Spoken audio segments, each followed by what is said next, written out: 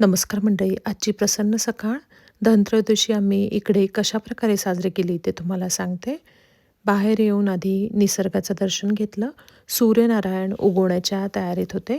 सकाळी बरोबर 6:30 वाजता मुलाचा डबा तयार केला, कारण मुलगा रात्री हॉस्टेलमधनं आम्हाला भेटायला म्हणून घरी आलेला होता. त्याला सकाळी 6:15 वाजताच निघायचं होतं. त्याचा आज पेपर होता. त्यामुळे आधी त्याचा डबा तयार करून दिला. त्यानंतर शांततेत बसून चहा घेतला. बाहेर येऊन बाहेरचा जो ओटा आहे, तो स्वच्छ आधी झाडून घेतला. पाण्याने सगळा तो ओटा धुवून घेतला. सकाळी-सकाळी मिस्टरसुद्धा लाइटिंग लावायचं काम करत होते. कारण पूर्ण मागचा आठवडा ते सुद्धा ट्रॅव्हल करत होते. ते सुद्धा इकडे नव्हते. ते शुक्रवारी रात्रीच घरी पोहोचलेले होते. परंतु धनत्रयोदशी असल्यामुळे सकाळीच लाइटिंग लावायचं त्यांचं राहिलेलं काम होतं, ते त्यांनी आधी कंप्लीट केलं. मी तयार होऊन आधी दारापुढे रांगोळी काढली. त्यानंतर देवपूजेची आईला सगळी तयारी करून दिली. आईने देवाची पूजा केली. दोघींनी मिळून आम्ही आरत्या म्हटल्या.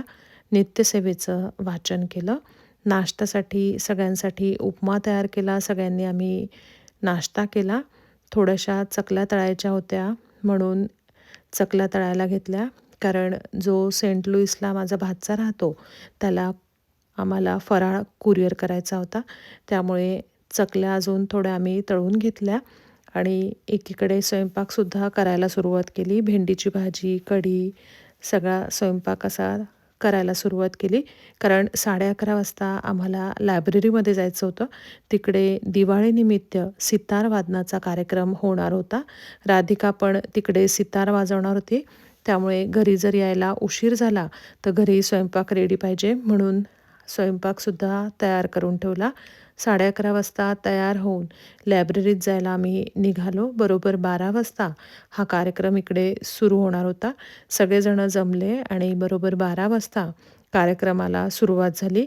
राधिकाने आधी कार्यक्रमाला सुरुवात करून कार्यक्रमाची रूपरेखा सांगितली. त्यानंतर सगळ्यांनी खूप छान सादरीकरण केलं. जिथे हा कार्यक्रम झाला ती नॉर्थ ईस्ट रिजनल लायब्ररी आहे. ही लायब्ररी आमच्या घराच्या परिसरातच आहे आणि बरीच मोठी ही लायब्ररी आहे. दीप्ती नावाची सितार वादनाची टीचर आहे.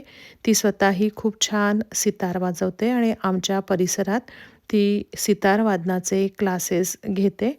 सगळा कार्यक्रम सगळ्यांनी खूप एन्जॉय केला आणि कार्यक्रम संपल्यानंतर मी आणि मिस्टर कुरिअर करायसाठी म्हणून कुरिअरच्या ऑफिसमध्ये गेलो.